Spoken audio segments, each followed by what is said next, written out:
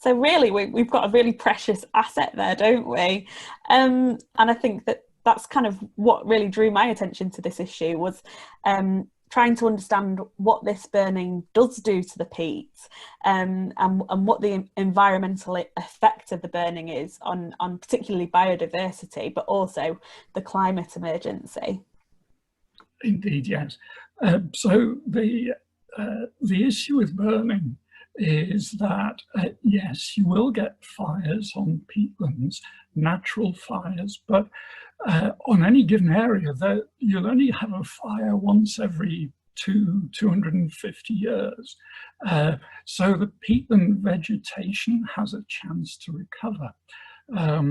But the way managed burning is carried out, very often it's only 10 to 20 year cycle, so much shorter, so the peatland doesn't have a chance to recover. The point about a peatland is it's a two-layered system. On the top of the peat, you've got this amazing sort of Persian rug, soft Persian rug of sphagnum bog moss. It's only 20 centimeters thick or so. And below that, you've got the peat itself.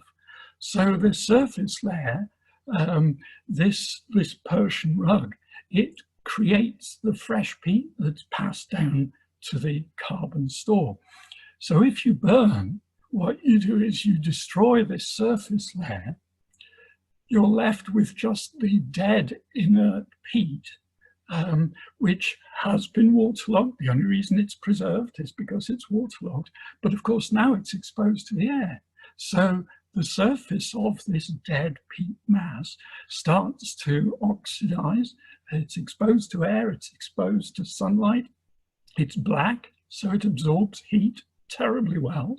And so the water table starts fluctuating wildly within the upper layer of this peat deposit. And that allows lots of oxidation to occur. So you're losing peat into the atmosphere. You're also losing peat because rain is sweeping the particles of peat from the peat surface, and that ends up in rivers. And that's why our rivers are so dark brown rather than color of pale tea that they should be.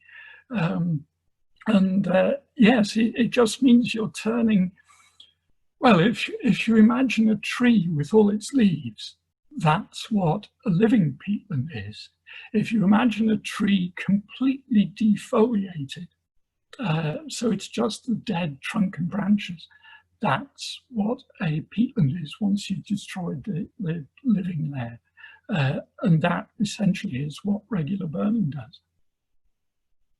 I mean, that's really, really interesting, because I think, you know, a lot of people kind of don't necessarily know that much about sphagnum mosses and different things that live on the peatlands and why they're very important to kind of protecting the peat underneath them.